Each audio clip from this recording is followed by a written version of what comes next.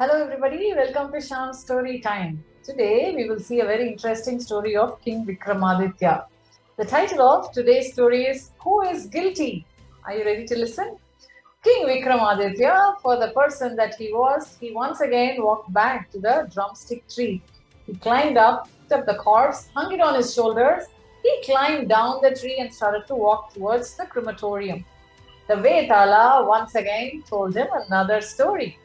It goes like this. Once upon a time, there was a big village and there lived a merchant. The merchant had 4 sons. And the merchant always told his sons that they have to learn a lot and they have to equip themselves with all the knowledge that they can. After a few years, the old merchant died. The 4 sons performed all the rituals of their father. Then they decided that they should go by their father's words. The father had always said that they must acquire knowledge. The 4 of them decided that each one would go to a different direction and learn all that they can. Each one of them traveled in a different direction. One went north, another went south, another went east, and another one west. They met with many teachers, learned lots and lots of different things that they can. And as they had planned already, they came back after a few years to meet once again at their own home. And all the 4 brothers, they were sharing with each other what all they had learned. The first one said that even if I have a small piece of bone, I can construct the entire skeleton of that creature. The second son said, if I have the entire skeleton of a creature, I can give it flesh and skin. The third brother said that, oh, that's not a big deal at all, but if I have a skeleton, skin and flesh, I can create all the internal organs of this creature.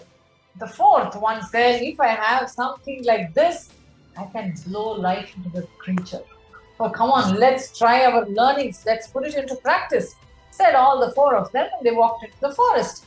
As they were walking through one of the lakes, they came across a tiny bone on the way. The first brother picked up the bone and said, okay, this looks like a forest creature. Let me recreate its entire skeleton. So he recreated the skeleton out of all the knowledge that he had learned. So the big skeleton of an animal was standing in front of them.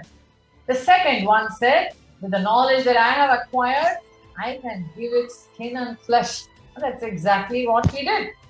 Soon, flesh and skin was covering this. The third brother said that I can create all the internal organs. He created all the internal organs for this animal. It happened to be a big lion. So there was the body of a big lion right in front of these 4 brothers. The fourth one said, what's the big deal creating all of these skin and bones and flesh and other things? I can blow life into this creature. And that's exactly what he did. Suddenly the lion came to life. Immediately it pulled all the 4 brothers, crushed them to death and ate them up. Now, this is the story which the Vetala said to King Vikramaditya. The question that Vetala asked was this: who out of these 4 brothers is guilty of the death of these 4 people? King Vikramaditya smiled once again. If he knew the answer and he kept quiet, his head would burst into a million pieces. But if he opened his mouth to utter a word, what would happen? The Vetala would fly back to the tree.